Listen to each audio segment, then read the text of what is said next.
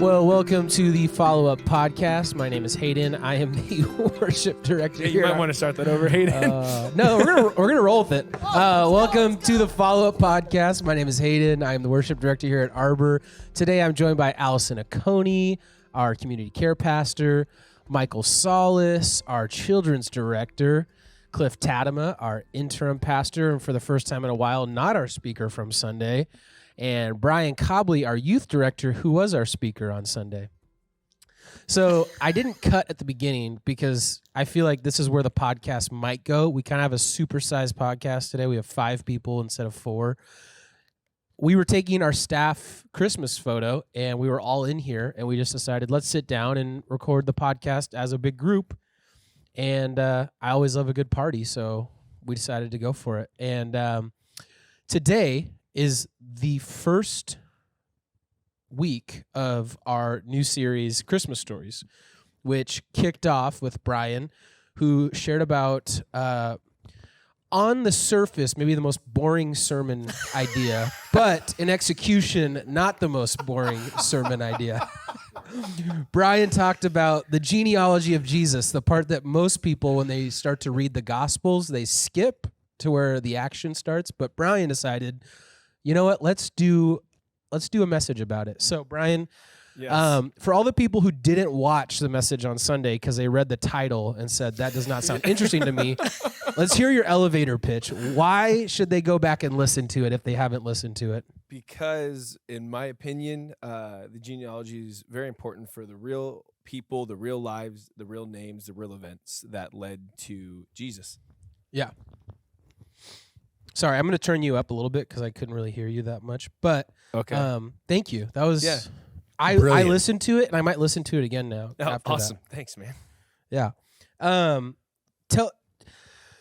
Share with us. Yes, what was sir. this process like? Because we've had a couple in this last year. We've had a couple sermon series that have been long, like the prayer series, a 6, 7, maybe 8-week series.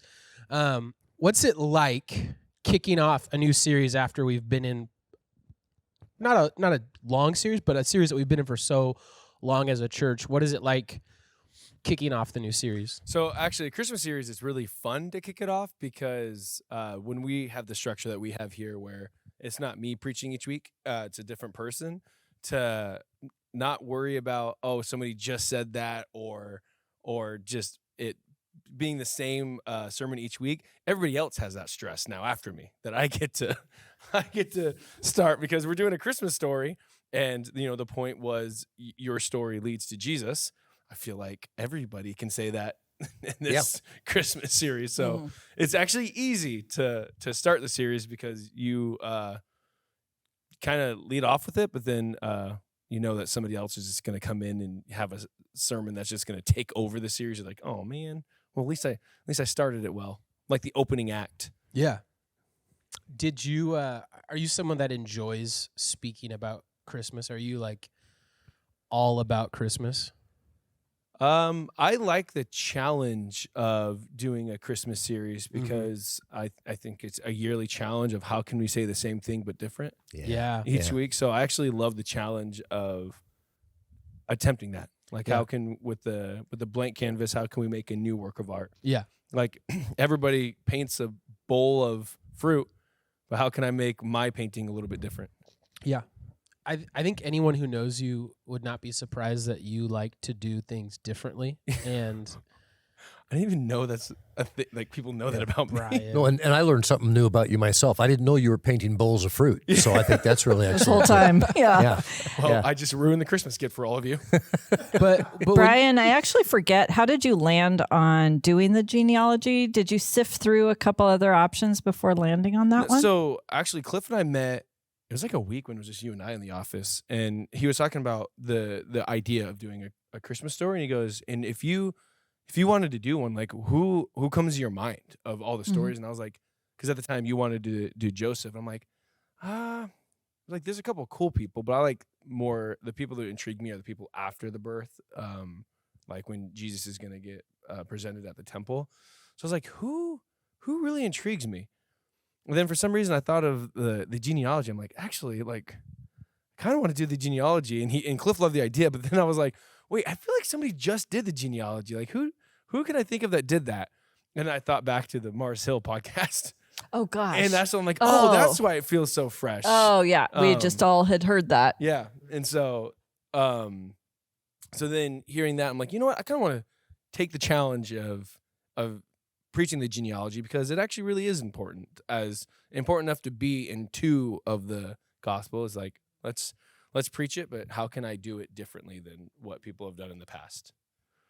Did you in those genealogies are different? They are different in the two gospels. They are different, and I didn't want to go too much into saving it for this podcast. That there's a lot of theories of why they're different, and even Alison and I were talking because we remembered one reason why it was different, but then we're like, wait, is that even true? And then her and I just did a big dive of like, hey, which one is actually accurate? So they say, a lot of people say that Matthew was following Jesus's line through the line of his stepdad Joseph, and Luke was following Mary's lineage, but didn't include Mary's name because Luke did the traditional genealogy of not including women, but Matthew did include women. So it's matter of whose one line. was to show the legal history of Jesus, verifying his legal position, and the other was to verify his royal position. Yeah.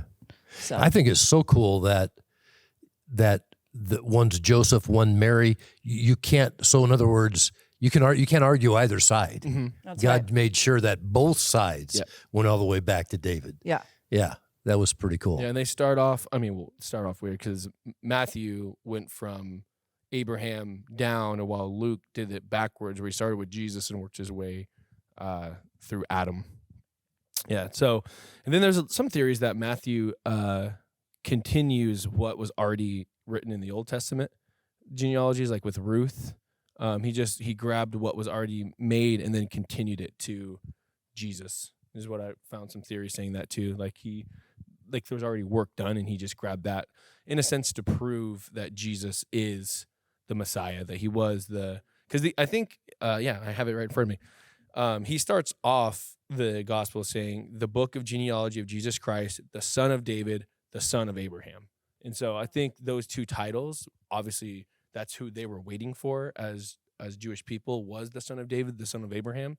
And so I think that's what Matthew really wanted to focus on, because his readers were the Jewish people. Like that's who he was writing the gospel for. And I think just starting off the genealogy, he was proving that Jesus was the son of David. Because if he was going to any of the Jewish people saying, this is the Messiah, like, well, prove it. Like, well, here's the genealogy just to prove it already. So, and then I kind of just stuck with Matthew's genealogy in the sermon. Yeah. Besides the fact that it felt unique and different, what was the big inspiration of going that direction for your message? The picking the 3 people or the point? I think just using the framework of the genealogy of Jesus, right? Mm-hmm. What was the inspiration behind choosing that? It was just a challenge. Yep. It was just a challenge. Yep. That feels very on cue, right? I loved it though, because Yeah. I know that all scripture is useful for teaching and so to even pull inspiration and truth out of a genealogy, which most people think is so dry, but then to say it's just layered with like meaning. And you even started with us thinking of our own ancestral mathematics. Yeah. I liked that. Do you want to nutshell what the ancestral mathematics So the was? ancestral mathematics is a very simple equation that we all know the equation. Whether you know that how to do the math is just the concept, where for us to be born, we needed 2 parents, we needed 4 grandparents, we needed 8 great-grandparents, and then 16, and then 32, and you just go down to where if you go down 12 generations, I believe, 2 to the 12th power is the equation. It's 2 to the something power, 2 to whatever generation you want to do. I think it was 4,096 people that you need in order to be born. And so like I saw that on a meme, and I was like, 4,000 people? It took 4,096 people to make me? And it just hit me like, man, like what did my family go through? Like, what was the history? What was the struggle? Like, what had to happen to get to where I am right now, working at Arbor Church in Woodinville, Washington? And even that, I said it in the sermon, but even that thought of like, we hear from our parents and our parents' parents that they worked really hard so their kids can have a better life, to go back and go, man, like their hard work, and like, what am I doing with that hard work right now? Yeah, lots of individuals go into making a story in the present day. So, yeah, I loved the look at the genealogy and how you picked out certain players. You didn't cover everyone, but you picked out certain ones that were standouts. That I honestly felt represented in the genealogy. So I don't know if you guys know this, but I guess I like to take a challenge.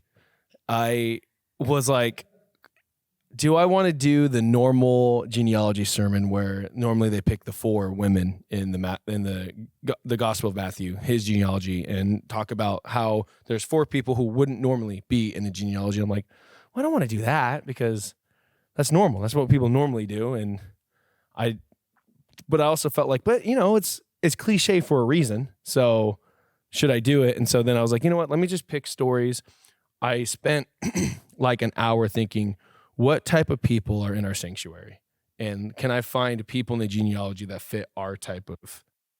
And so I thought, we have Christians who have been Christians their whole lives in our sanctuary. So I wanted to find somebody who was a follower of God their whole life, but something changed, or there's something different. Like, we have people who didn't believe their whole life, and there was something in their life that changed and they believed. I'm like, I can probably find somebody in that genealogy. And I thought, and there's people who just, it's hard.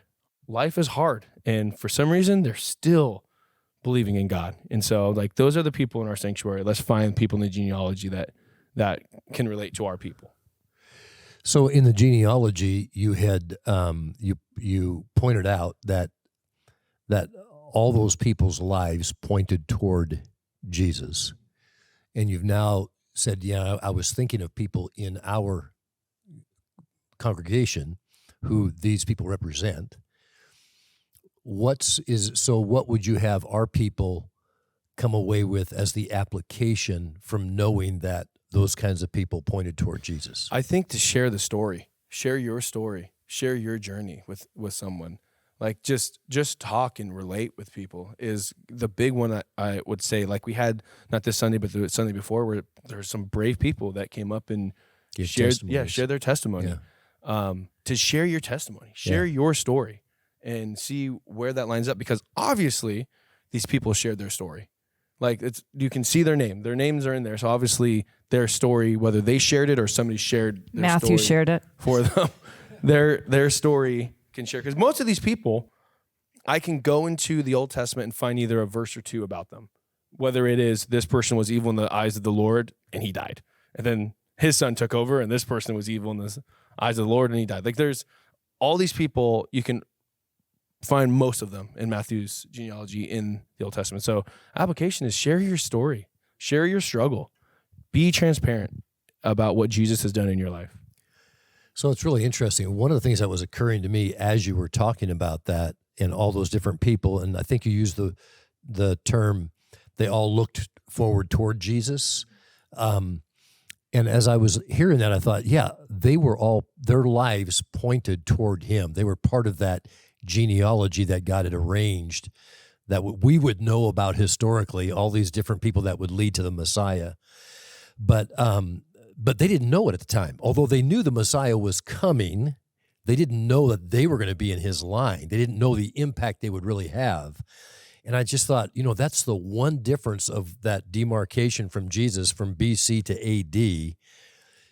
We know that our lives should point back to Jesus. So he's that demarcation line that they were pointing to without even knowing it. And actually, and forward to Jesus. And forward. And because of his return. Yes. Or our. Yes. Or our. Yes. Yeah. And we should be saying, are we living lives that point to Jesus, to who he was and to his coming again? And I was sitting thinking about that as you were talking about, thought, the whole idea of they live lives pointing to him without even knowing it. And now God's given us the chance to know that we should be pointing our lives toward him. Mm-hmm. So Bryan, after your your genealogy sermon. I can say that I'm excited now for your 32-week sermon on Leviticus. I think that's going to be a rousing conversation.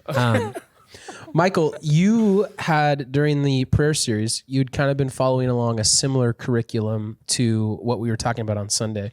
I'm curious, what does kids ministry curriculum look like now that we're done with the prayer series and we're already in the Advent season. We're not entering it. So what does it look like? So now we basically have 3 solid weeks of Christmas, if you don't count Christmas Eve, which I do, because we're all getting together and we're going to do Christmas Eve together. But each of the weeks, we're just slowly getting closer and closer to the birth of Jesus. This last Sunday, we went backwards 700 years from the birth of Jesus, and a lot of the kids learned about what a prophet is and how there were echoes of the coming King Jesus, who is going to change all the rules, and how eventually everyone would know Jesus as King, and that was something that was foretold well before he even came on the scene. So it was a fun scene. I was with the kindergarten and pre-Ks, and it was very fun watching them just kind of mind blown about this kind of story. Yeah. Was your mind also blown by the story? Yeah, it is every week. Yeah. Yes. It's some tough stuff those kids grapple with. No, it is for sure. Like, I pulled it up because, specifically with Isaiah here, when he was prophesying about the coming king in the story, it's the people of Judah were afraid. Their king Uzziah had died, and now they had a bad king, Ahaz. And going into the prophecy about what kind of changes, and it goes into animals, for example. And it talks about how the leopard will lie next to the goat, calves and lions will eat together, and a child will lead them. And I would stop and I'd say, okay, guys, do leopards and goats lay down by each other? And they're like, no, leopards would eat that goat. And I'm like, yes, they would. And I said, and you guys are children. Could you see yourselves leading a leopard or a goat? And they're like, no. It's so cute with their little faces. But it was a lot of fun just kind of getting this understanding of all the rules are going to change when Jesus takes control of the kingdom, and all that happens. And it was a fun week to really be with them. They were really amped, so I had to keep pulling their focus back in this week. But yeah, You guys want to hear the segue back to the sermon? Right? Yeah. Yes, and the segue transitions. We've been talking about that. The evil king Ahaz is in the genealogy. Ooh. Where That's at? actually kind of cool. Yeah. He is? He is in Oh my gosh. 1 chapter 9. They have no names? Ahaz was He's a bad dude. Ahaz was the father of Hezekiah, who was a really good king. He was a really, really good king. Who Hezekiah, I was telling this to Alison because I was stuck with choosing Hezekiah or Josiah. Hezekiah wanted to tear down all false worship, and he even destroyed the bronze snake statue that Moses erected because they started burning incense to it. So they started worshiping what was like a point to, Messiah, to Jesus. That Hezekiah had to destroy the very thing that Moses created because it became an object of false worship. Yeah, that's good. Yeah. So Wow. yeah. Great segue, Bryan. Right? When he said Ahaz, I'm like, actually, Ahaz is in there. He was a very bad king. You want to segue us into our next segment? Yeah. One thing I had to cut out because it was just a really big fun fact. I was joking, but that was awesome, Bryan. Yeah, thanks. A big fun fact that talks about how great God is and how God really had a plan that I was loved, but didn't really fit the sermon. Did you guys know Probably not. that Let's play a game. from Abraham to, I believe, depending on what your opinion would be, to Perez, that in that first beginning of the genealogy, not a single firstborn child is in the line of Jesus. As you would think, culturally speaking, it would pass down to the firstborn child. From Abraham, you had Isaac. Isaac was not Abraham's firstborn child. Ishmael was. And so Isaac then goes to Jacob, who Esau was actually the firstborn son. Yep. So then from Jacob, you go to Judah, where Judah wasn't the firstborn son. Right. It was Reuben. Reuben, thank you. It was Reuben. And then when you go to 10 points. Gosh You're on the darn it. board. when you go to Judah to Perez and Zerah. Perez is the next one in line. It really depends on who you think. Tell the birth story. Yeah, it depends on who you think's the firstborn son. So when Tamar was giving birth, Zerah put his arm out, and so they put a cord on the arm representing that this was a firstborn. But then he pulled his arm back. Then dramatic. Yeah. So then Perez came out first, and then Zerah. But Zerah had I am feeling sorry for Tamar. Yeah, Zerah had this. I mean, really, I think she does not get enough credit here.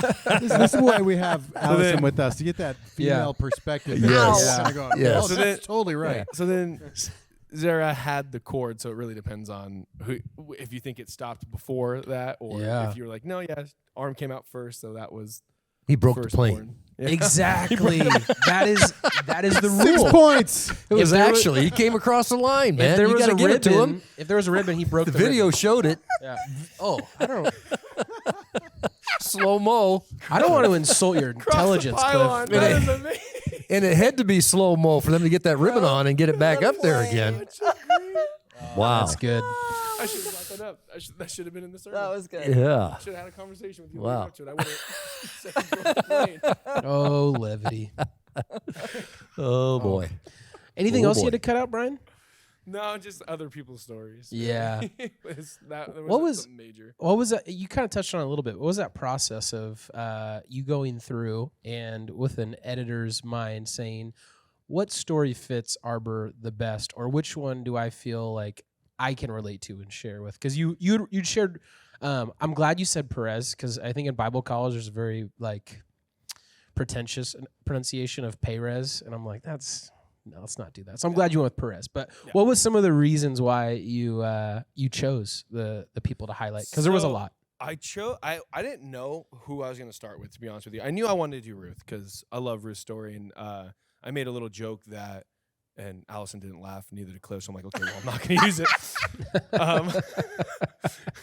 But I was like, how many times do people go to church because of a girl? And God uses it. And then I thought, well, Ruth became a follower of God because of a girl. Just wasn't in a relationship. That type of relationship was with Naomi. And I said that, and they're like, that's not funny, man. Stupid. Move on. Yeah. I was like, oh, yeah. It's dumb, right? Really dumb. Yeah. But I love that because I thought you could have just said it was my joke if you wanted to next time. That was Hayden's joke. Sorry. I thought I'd fly it by you guys. Thanks, man. Yeah. So I loved Ruth's story because I really did think that really a lot of people can relate to that of somebody. It was because of somebody's in their life that really led them to Jesus. Yeah. And I thought Ruth's life really demonstrated that, and her loyalty and dedication to this person, and just trusting this person who Naomi became a huge mentor in her life beyond that, if you read the 4 chapters of Ruth. But I was stuck with the Tamar. Like, do I just teach Tamar? But then I read when I was doing the research that, and it didn't hit me, but I'm like, yeah, that kind of makes sense, that Perez was born out of wedlock. And I was like, wait, he was? And then I looked at it, I'm like, well, technically speaking, he was married out of wedlock, which is actually... He was born out of wedlock. Yeah, born out of wedlock, and then not only that, but it says that Judah never knew Tamar again. Right. So they weren't even, there was no relationship. There was no relationship there. So I was like, me growing up, I don't ever remember a time when my mom and biological dad actually lived together. I have no memory of that whatsoever, and they weren't together, and a lot of other history going on there. But I didn't really start visiting my dad and getting to know my dad until I was like 4 or 5. And so had a pretty good start of childhood where my parents weren't together. I didn't really have that great of a relationship with my biological dad. I did later on, just let everybody know as that story continued in my life. But I just saw them like, wow, that's somebody who parental situation was awful. A lot of sin in both sides of mom and dad. Yeah. And it didn't matter. Like, this person had their own story. Perez has, I don't know much about Perez's actual life, but I know the most important part, which is he's in the ancestral line of Jesus. And so it just brought me hope just for my own life growing up. I'm like, man, God's been using me and moving me towards something. Yeah. Towards Jesus, and I'm hoping that other people get to know Jesus too. Yeah. But it just brought me hope to see that somebody born out of wedlock that God still used for salvation for all. Representation matters. Yeah. Right? It You does. identify It does. with somebody in the genealogy, and there's somebody else in the crowd that identifies with Yeah. somebody else, and we're all like, oh, okay, we're all included in this plan of God's, Yeah. right? We all can be included. Yeah. Who do and you I- identify with, Allison? Gosh, I don't know. Probably Ruth's mother-in-law at this point. You know, like just call her Naomi. 1,000 years old Yeah. and super tired, and you know. Yeah. so. You know, but I thought it was cool that you used Ruth when you were talking about it matching people because she was a Gentile. Yep. She was not a Jew. And that also represents the majority of the people who attend Arbor. You know, we don't have a high Jewish population, don't. you know, and but yet the Gentiles are included in the lineage before of the Messiah, you know, so it was such a great picture of what was to come, and that we get to participate in that. And then, like you said, Tamar out of wedlock, and God just made sure he used broken people and outsiders because that's who he really loves and wants to see come into his kingdom. So we got it. This great news is really good news that goes back historically generations pointing to that salvation for all of them. Yeah, and then just with Ruth's story of how much pain, like just heartbreak, and as the word was present, bitterness that all were experiencing, and it still ended up in glory for God. So that's also And why redemption, even in their lifetime. their Like they were able to see a happier ending. Not everybody gets an earthly side happy ending, but that family did, and the mother-in-law changed her name back from being bitter to having, you know, joy. So, and just for the record, while we're on the Perez story, I think you may be the first pastor I've heard talk about spilling seed at the pulpit. I had that same thought on I was Sunday. like, wow, we're going to go there. We are going there at Arbor. That's all we went was just that. Merry Christmas. I was like, you know, I was wondering if you were going to, and then when you did, I went, well, good way to handle it. You know, it's there. yeah. And matter-of-factly, you didn't like embellish or highlight or like, you know, make a joke about it like no. a junior hire, like I'm doing right now. But like you just kind of matter-of-factly said it. And also the part of he never knew her again. You know, you just like said it the way it was phrased. Yeah. And I was actually wrestling with that, but I was like, you know what? Because I knew I was doing a summary, and when you do summaries, you kind of have freedom to add what you want into the summary. And I was like, you know what? I'm not going to ignore or bypass what is actually, you know, written there. And I feel like it wouldn't do God justice, his word justice, the Holy Spirit justice, and the people who are taking their time out of their lives to come and grow spiritually to not just include that. So I'm like, yeah, I'll say it. If somebody wants I like the way you did it, actually. Like, you didn't make it all about the Right. joke, about, you know, riffing off of that. It was just, you know, this is part of the messy story, and Oh yeah, it was great. yeah, I thought so too. Yeah, I remember you and I talking about it, and you're like, so what are you gonna do? I'm like, I have no idea. It's a good thing, Hayden, you and I were not ones up for teaching this week. Yeah, I would have avoided it for sure. Oh, you would have? The jokes are there's so many jokes. Fraught. Yeah, I'm just like, I don't know what I would say, so I'm just not gonna say it. It's not even about the joke. It's about being so uncomfortable. You're like, Yeah, I'd probably just skip that part. We'll just go to the next verse. So, that's really funny. Also, How I we got do into feel that. like, I will be honest about the sermon. I do feel like I ignored in my sermon prep a whole group of people who are having a hard time, because if you guys remember at the very end, I said, hey, I would be dumb and ignorant if I didn't address that some of you probably have a very difficult time in your life right now. I did not write that. And I was about to pray and walk off, and I felt that, like, dude, you totally neglected like real issues in their lives and stories that I was like, okay, let me address that. Because I was seriously about to pray and walk off, and I just feel like, no, great job, great research, but you're missing something huge here. Wow. And so Yeah. And I'm glad you did, because it was obviously the Holy Spirit, because without that, the whole thing just fell flat on its face. But when you added that, Right. Saved it. Saved it. Last minute. Thank you, Holy Spirit. Yes. Or inside me. Yeah. Thank you, Holy Spirit. yeah. No, in all sincerity, because to me, it tied back into the brokenness of the people Yeah. that God chose to redeem, or to redeem their story. And that really is what the season's about, isn't it? I mean, so to me, I was so glad you did that, because I thought that's a picture of Ruth and Tamar and Perez and, and what went on all around that. Mm-hmm. So, yeah.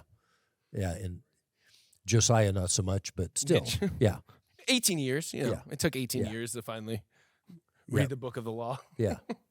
Oh, and that I was astounded that there had been such a long gap between God's people celebrating Passover until, it would have been decades, right? It would have been, yeah. Yeah. I never knew that. Like, to know how, getting into the book of Judges, and then, how long you when you're in the Old Testament, how long you stay with King Saul and King David, and then from there, Solomon, and then the split, and then you're just following the different kings. To know during that whole time, they did not celebrate Passover, which even us as Christians, where we don't celebrate Passover, but we read the New Testament and the Gospels and know it's a pretty big deal. The Passover, Right. I think I'm going to just spit out this truth. Let's see if it's true, but I believe in the 3 years of Jesus' ministry that you get, that the Passover is celebrated each of those 3 years in Scripture. Yes. So you might be able to read all 3 years that Jesus celebrated those Passover. So it's a big deal to know that generations and generations of people did not celebrate the Passover. And I'm even wondering, the oral tradition back then, but I'm wondering, when he read the law, did he have to also explain to the people what the Passover was? Were they so far removed that they didn't even know what that celebration was even about? I don't know. I guess it would. When were the Psalms written? The Psalms retell the story of being free from slavery Which over and David over. wrote some songs. Yes. Right. Oh, a lot So of that's in there. a lot of them, most of them actually. Yeah. So even him not celebrating Passover, to me, it was just like, what? How did you spend all those years not celebrating Passover? How did that get so removed? Right. I guess it would be like us skipping over Easter. Yeah. Right? Like the thing that saved us from slavery of sin. Then just be like not really marking it. Yeah, in I our wonder if they year. did something similar too, because he did get the idea of the sacrificial lamb. Yeah. And so that there had to be a sacrifice for the forgiveness of sins, but it obviously was no longer being done in that way. So, interesting thing. Cool thing to go back in time to see as well is when he did bring back, Passover and probably Day of Atonement. Of how, when we get to the time of Jesus, how that was very abused and money changers, to go back from when it came back to where they had a refresh on it. Let's make this thing as holy as possible, to see how long it took for it to become corrupted as it did. And the cycle And the continues. cycle continues. Yeah. But that was seeing King Josiah and knowing, and that's where I felt like people could relate to that too, that they spent 18 years thinking, I believe in Jesus. Yeah, I don't that was me. I'm like, I believe in Jesus. I was like, what church you go to? I'm like, I don't have to go to church. I can just read my Bible. I said that statement all the time because people want to invite me to church or a youth group and do you want? No, I'm like, I don't have to read my Bible, or I don't have to go to church. I can read my Bible.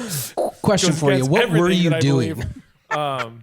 That I do remember when I finally, it finally hit me that I'm like, I am not doing this right. I'm not, I just justified my actions for years until I finally read and started attending church going, I've been doing this wrong my whole life.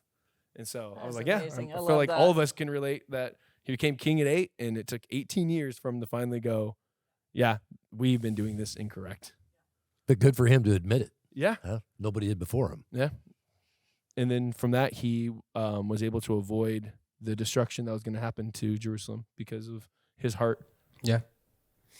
Well, thank you for sharing that, Bryan, and thank you for your message on Sunday. It is past the half-hour mark, so we should wrap things up. Anything you guys want to get in before we close the podcast off? How boring the genealogy is. We It just is talked. not. We just talked 34 minutes. It is not boring at straight all. through about it. I'm a new. Yeah. I'm a believer. I love it. New Christmas tradition for sure. Genealogy. Yeah. No, I can't do it if we got to keep doing it. I got to find the new challenge. Stay tuned next year. There's for the always new challenge. people to explore, though. That is I true. mean, it's That's what I was telling Cliff about the 4 women. Like I say, everybody hear it, but there's always somebody who's going to hear it for the first time. You can wrap up now, Hayden. 14 Yeah. generation. Are we good? Should I wrap it up? we're good. Okay. Thank you, guys. Thank you. Well, thank you so much for listening or watching the Follow Up podcast, and we will see you guys next week.